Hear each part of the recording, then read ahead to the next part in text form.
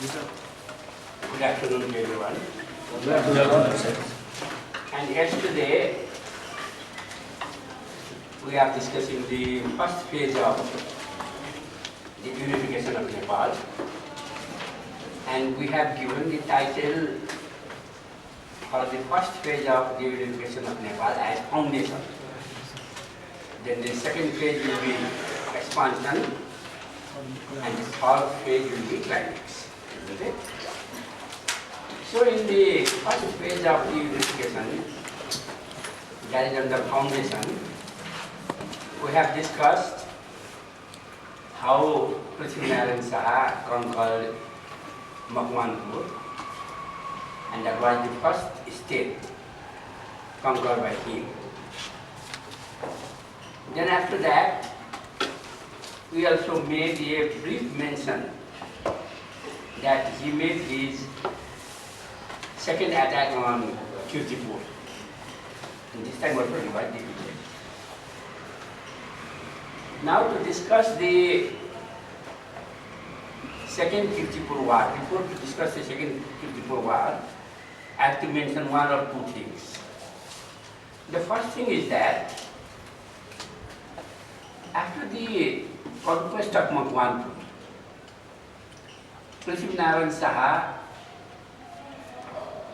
followed the policy of what we call economic blockade against the Chinese. Now, at the end of our lecture, on the last day, when we discuss Prithvinarayan Saha as a strategy, we will discuss some of the weak points of Prithvinarayan Saha, or those points on him for which he is being criticized even today. So those few points we will discuss at the end of our lecture on the last day. But this time, it may be sufficient to say that Prithvinarayan Saha, after the conquest of Makwanpur, imposed an economic blockade on the people of Nepal. That means he closed the important routes leading to the valley kingdoms of Kantipur, Lalitpur and Bhaktapur from all the sides, from eastern, western and southern side. And from the northern side, it is clear that since Nuwakot had already been conquered and all the other areas in the north had already been conquered, there was no question of economic blockade from the north, because those areas had already been under Prithvinarayan Saha. So the blockade, the economic blockade of the Kashmir Valley was materialized from eastern side, western side and southern side. And the blockade was very much successful, because out of the blockade, because of the blockade, the cottage industry of the valley kingdoms was paralyzed, and the life of the people of the valley kingdoms was also very much miserable. So on this point, Prithvinarayan Saha is still criticized. That means, during his time, when there was a war, the war would be between the soldiers, between the armies of two countries, and also between the kings, because the kings used to command the forces in the war. But the people are actually less affected. But here, by the economic blockade of Prithvinarayan Saha, the people were largely affected. The people were largely affected, and one document said, that the impact of this economic blockade on the valley kingdoms was so heavy that one mana of salt costed 2 rupees. Imagine. even before 60 or 65 years, when I was quite young, I used to buy 3 manas of salt for 1 rupee. That was the rate of salt even 60 or 65 years before. But now, this time, more than 250 years before, the economic blockade was so effective. It had so much effect that 1 mana of salt costed 2 rupees. So that was the situation, miserable situation of the people. Similarly, 1 thali of cotton also costed rupees 6 rupees. And you know, cotton was too much important for the cottage industry of Nepal. Because everything was prepared with the help of cotton. So Prithviraj Shah gave special emphasis on the stoppage of salt and cotton to the valley kingdoms, and as a result of which, the cost of these 2 commodities, especially salt and cotton, was very much high. So the people of the valley kingdoms had to lead a very miserable life. So on this point, Prithviraj Shah is being criticized.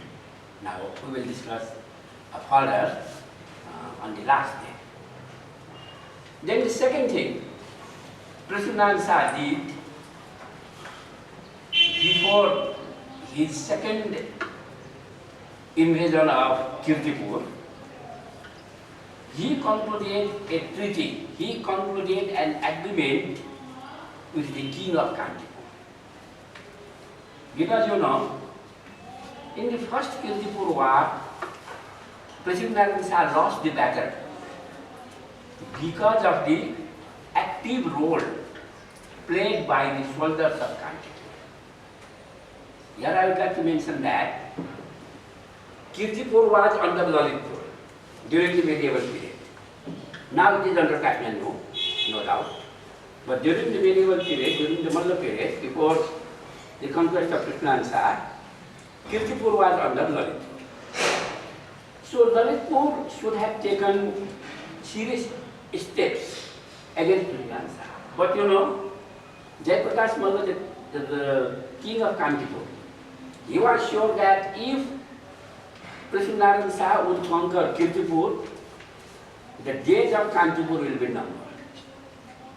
Isn't it? Because within an hour or 2, there will be an attack from Gorkha to Kirtipur. That's why, in spite of being Kirtipur under Lalitpur, the king of Kantipur played a very vital role to defeat Prithviraj Shah in the first Kirtipur war. And that's why the strategy of Prithviraj Shah was that, now this thing we will discuss in last lecture also, when we discussed Prithviraj Shah as a strategy. But you know, when we discuss the events of the unification of Nepal, we cannot ignore these things. That's why I am discussing this. A little bit repetition in my last lecture also. Now the strategy of Prithviraj Shah was that he wanted to keep the king of Kantipur aloof from Kirtipur. He wanted that Kantipur should not take part when Prithviraj Shah would make second attack on Kirtipur. And that's why he made an agreement with King Jayaprakash Malla of Kantipur. And according to that agreement, Prithviraj Shah promised to return the conquered provinces of Changu, Sangpu to Kantipur. And this is also one of the important things you have to note is that this Changu and Sangpu, they were very near to Bhaktapur, isn't it? Everyone might have gone there. Sangpu and Changu, they were very near to Bhaktapur, but these 2 provinces were under Kantipur. That's the most important thing during medieval period. And the conquest of these 2 provinces, these 2 areas by Prithviraj Shah was a very great loss to Kantipur. And that's why, through an agreement with Jayaprakash Malla, Prithviraj Shah promised to restore those areas to Kantipur. And in return, Kantipur promised that even if Prithviraj Shah made an attack on Lalitpur, Kantipur would not intervene. So Lalitpur means definitely Kirtipur also. So this is the agreement signed by Prithviraj Shah with King Jayaprakash Malla of Kantipur. So these were the two things Prithviraj Shah did before he made second invasion on Kirtipur. And after this, he made the second invasion on Kirtipur, that is in 1760. Now in the second invasion, according to the treaty between Kantipur and Gorkha, Jayaprakash Malla's army did not support the Kirtipur people. The Kirtipur people under Lalitpur had to fight single-handed. But even then, in the second Kirtipur war also, Prithviraj Shah won. Now this time, I have already mentioned yesterday that in the first Kirtipur war, Prithviraj Shah's able commander Kanu Pandey was killed, and the life of Prithviraj Shah himself was at the risk. Isn't it? We have already discussed. That's why in the second Kirtipur war, the Gorkhali army was led not by the king, but by the Gorkha. The second Kirtipur war was led from the Gorkhali side, from the Gorkha side, by his brothers, Sur Pratap Shah and Baldev Shah. These were the two brothers of Prithviraj Shah who commanded Gorkha army against Kirtipur. And this time also, the Gorkhali army was defeated, and as a result, his brother Sur Pratap Shah lost his eye, and Jalgit Shah was seriously injured.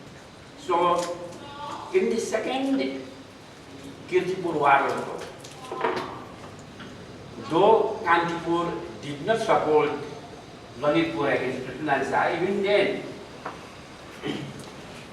the Kirtipur soldiers, or to say, the Kirtipur people, were so brave that it led to the defeat of Prithviraj Shah in the second war. Now, after the defeat of Prithviraj Shah in the second Kirtipur war, he changed his strategy against it. Now, what he did? As in the valley kingdoms, Prithviraj Shah also encircled the Kirtipur area by his soldiers. Since the peripheral areas of Kirtipur and other places have already been conquered by Prithviraj Shah, it was not difficult for him to make a state of siege, isn't it? In your military word, it is called siege, encirclement, Gherabandi. So he made an encirclement of the Kirtipur area, and the most important result of the encirclement is that it was very difficult for the Kirtipur people to take water from that area, because that area had already been encircled by Prithviraj Shah. So how can they bring water from the bottom area to the top area? It became very difficult. And more than that, the contact of Kirtipur with outside was completely stopped. There was no communication between Kirtipur and the outside areas. So under such a situation, and it is also said in one Vangshavali that Prithviraj Shah captured a child of the courtier of Kirtipur, and he was taken as a hostage. So what I mean to say here is that before Prithviraj Shah made an attack on Kirtipur for the third time, he played it diplomatic. He played what we call the strategic game. Kirtipur was encircled. Then he prohibited the Kirtipur people to take water from downward areas. And he also took the child of the Kirtipur courtier as a hostage. So, under such a very grave situation, Kirtipur came under the control of Krishna Shah without a battle. Though we call it the third campaign. We call it the third war, that is true. But actually there was no war. Because out of helplessness, out of great humiliation created by the encirclement of Kirtipur by Krishna Shah, the Kirtipur people had to surrender. And Kirtipur, where Krishna Shah was defeated for 2 times, where Krishna Shah lost his able commander and also his 2 brothers were seriously injured, that very area, Kirtipur, was conquered without a battle in 1766. So Kirtipur came under it. And after the conquest of Kirtipur, another serious charge levied on Krishna Shah was that, out of anger, Prithviraj Shah caught the noses of the Kirtipur. So this is another point for which Krishna Shah is still criticized, isn't it?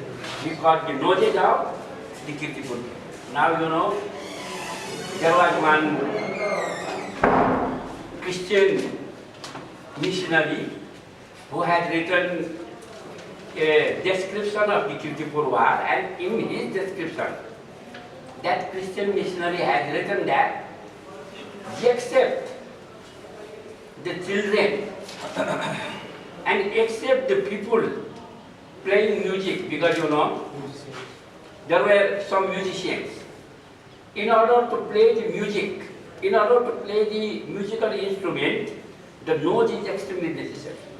Because there comes the sound from the nose also. Because you put the top of the musical instrument in your mouth, and the sound comes from mouth and the nose. So if you cut the nose, no sound comes from that musical instrument. That's why those persons who played that musical instrument and the children, infants, except these 2 people, the noses of all the people of Kirtipur were cut off. So that is the description made by that Christian missionary. But you know, and you know, the writers are divided into 2 camps in this issue. Some of the writers say that no, it is not correct that Krishna Shah cut the nose of the Kirtipur people. In Nepali, you know, cutting of nose means the humiliation, isn't it? Naak katyo. What do you mean by naak katyo? It is not the cutting of the nose. He was defeated, or he suffered a big humiliation. That is the literary meaning of the cutting of the nose. So those writers say that actually Krishna Shah did not cut the noses of Kirtipur. Rather, cutting of the nose means they were highly humiliated. But some say, other writers say that Krishna Shah had definitely cut the noses of the Kirtipur people. And all the people of Kirtipur lost their noses. And even it is said that, you know, when the cutted nose were they were weighted, it was more than 17 grams. So that is the truth. So in view of these 2 contradicting views, the actual fact is that Prithviraj Shah had definitely cut the noses of the people. There is no doubt that.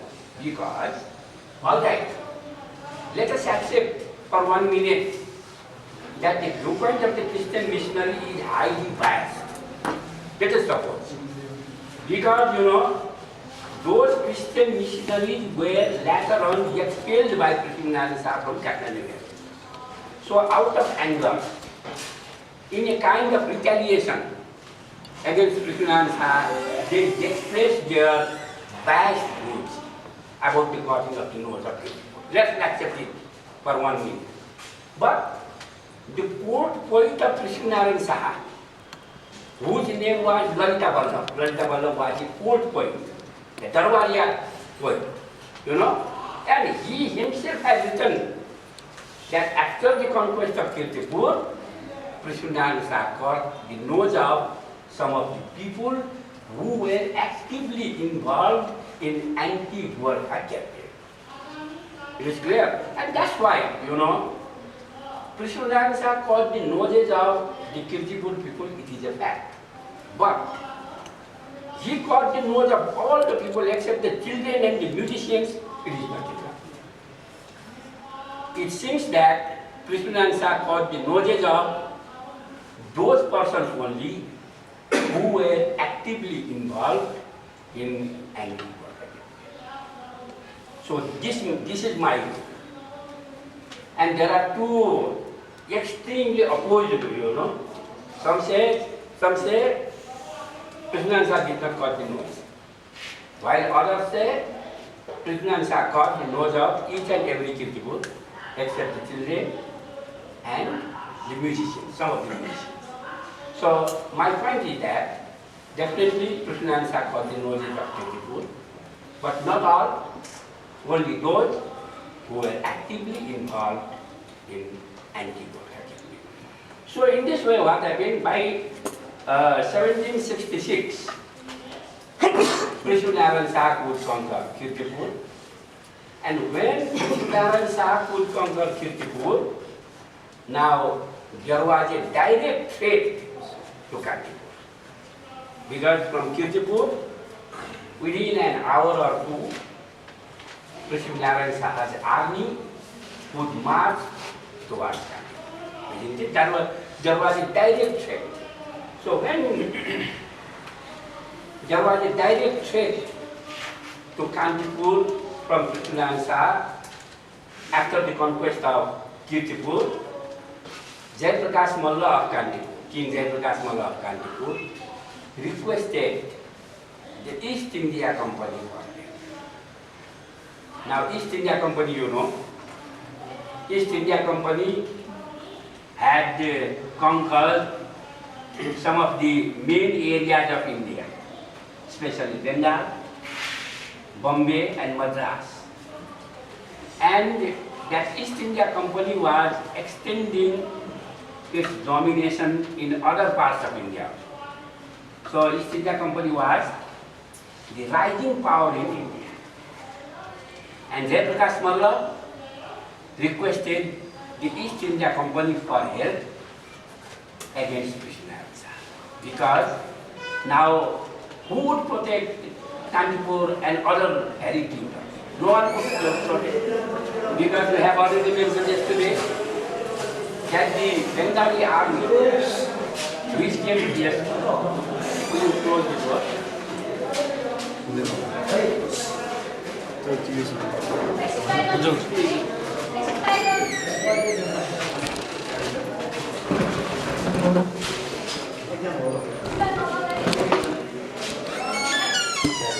Alright, thank you. So, the Bengali army which came under Gurjin Khan was badly defeated by Prithvinarayan Saha, which I have already mentioned yesterday. So, the only power which would protect the Malla kingdoms of the valley, Kathmandu Valley, was East India Company.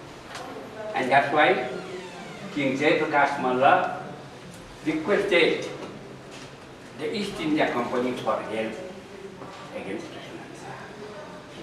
Now, the East India Company was also very much happy to help King Jayaprakash Malla, because if the East India Company force could defeat Prithvinarayan Saha, then there could be a strong influence of East India Company in Nepal. And when East India Company's influence will be split in Nepal, then it will be a big opportunity for the East India Company to develop its relations with Tibet. It is clear? Because Kantipur through Nuwakot will be the best route to reach Kerung and Tibet. And that's why, in order to have its influence in the Valley kingdoms and to develop its relations with Tibet through Kantipur, East India Company was also very much willing to help King Jai Prakash Malla against British. And that's why East India Company in 1767 sent an army under the leadership of Captain Kinloch, K-I-N-L-O-C-S, Kinloch, that is the British commander. Under the leadership of Captain Kinloch, an army of some 2,400. It is not a big army, naturally, only 2,400. It was sent by East India Company to fight against British. And in 1767, there was a battle between Prithviraj Shah's army and Kinloch's army in Sindhuli Gully. And in that battle, Captain Kinloch was defeated. And when Captain Kinloch was defeated, then some of our Nepali writers began to say that, well, the Nepalese army had defeated the British army. Actually, it is not correct. It is not correct to say like that. The first thing is that, though the commander of that army was a British, no doubt, but almost all the army men were Indian. They were from India. They were not the British. And the second point is that the Nepalese army got victory over Kinloch's army by the tactics of what we call the guerrilla war. Because the English army was not accustomed with the guerrilla warfare. Whereas the Nepalese people were fighting wars in the Himalayas and the hills, they were very much familiar with the guerrilla tactics. And that's why the guerrilla tactics of the Nepalese army got victory over Kinloch's army. And it is not the victory of Nepalese army against the British army. Naturally, it was a victory of Nepalese over a foreign army largely dominated by the Indian forces. But even then, you know, it is generally said that the Kinloch's army suffered a very bad defeat. It is mentioned in the documents that out of 2,400 soldiers of Kinloch, 800 soldiers were killed. That means 1/3 of the soldiers were killed. Only 1,600 soldiers could return alive. That means 1/3 of his soldiers were killed. And as a result, Prithviraj Shah also could collect a huge amount of military equipments from that army. Because when they were killed, naturally, the equipments, military equipments, guns and rifles and whatever equipment, they came under the control of the So, the importance of the victory of Nepalese army over Kinloch's army is that, first is that it encouraged, you know, that means it created a kind of superiority among the Nepalese soldiers. Because anyway, they may be the Indian soldiers, true, but it was commanded by a British commander, isn't it? So Nepal got victory over the British army, even if you only in name, and it encouraged the morale of the Nepalese army. Isn't it? That's the first thing. Then the second thing is that Prithviraj Shah could collect hundreds of modern equipments from that army. So it was equally beneficial to Prithviraj Shah. Now, after the defeat of Kinloch nation in 1767, now came the invasion of Kanchi. But before to discuss the actual invasion of Prithviraj Shah over Kanchipur in 1765, first of all, I would like to mention only 2 points here, not many. The first thing is that what was the role of Lalitpur and Bhaktapur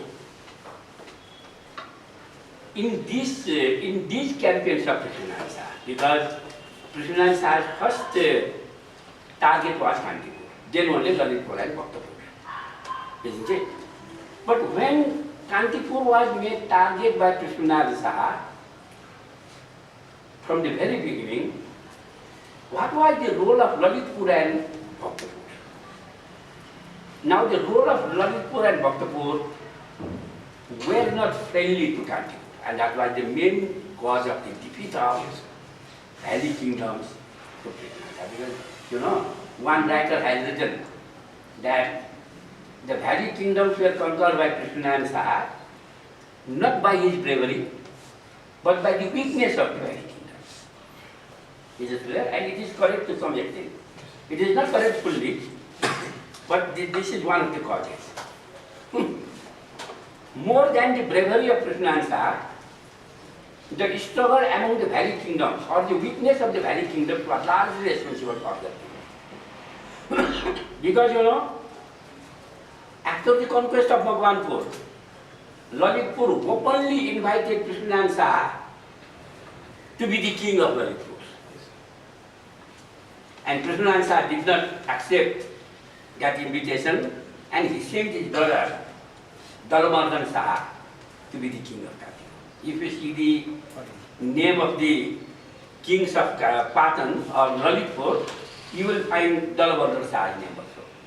And a coin was also struck in his name, And some 40 or 50 years back, the historians were puzzled when they saw the name of King Dalmardan Shah as the king of Lalitpur. How can the Shah be the king of Lalitpur? Because all the 3 kingdoms were ruled by the Malla ruler. How can the Shah be the king? And the real fact is this, that after the conquest of Makwanpur by Prithviraj Shah, Lalitpur thought that if they could make some kind of alliance with Prithviraj Shah, Lalitpur would be saved as an independent state. And that's why they requested the 6 pradhans, or the 6 powerful ministers of Lalitpur. They requested Prithviraj Shah to be the king, and Prithviraj Shah sent his brother Dalmardan Shah to be the king of Lalitpur.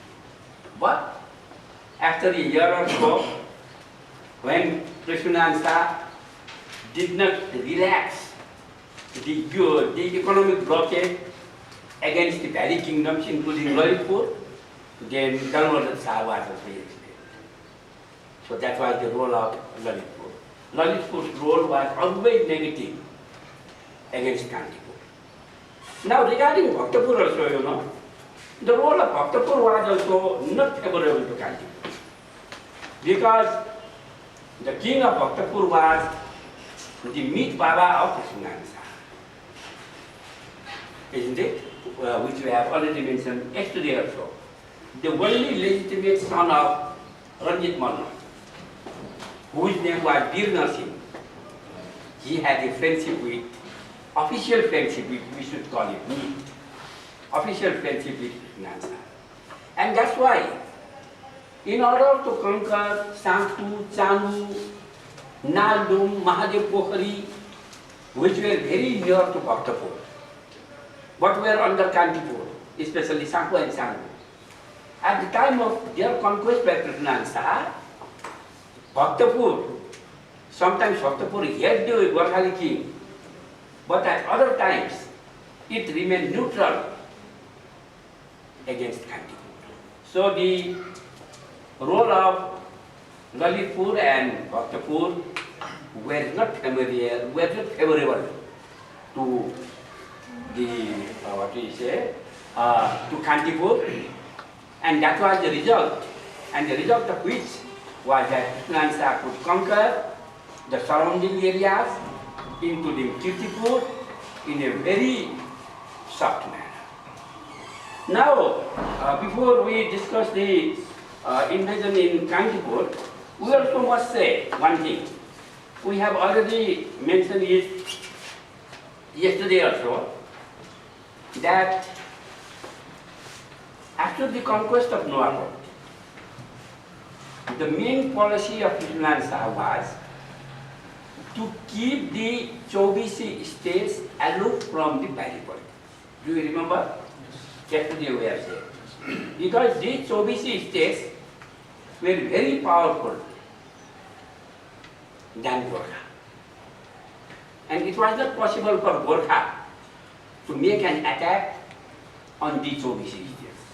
Any, either Kaski or Lamjung or Tanuhu or Parbat. So, what Prithviraj Shah did was to keep them aloof from the politics of Nepal. That was the policy. But contrary to that, the Chobishis were very much active to put hurdles to Prithviraj Shah's campaign against the Bali. Now, so many times, the 24 states tried to obstruct the military campaigns of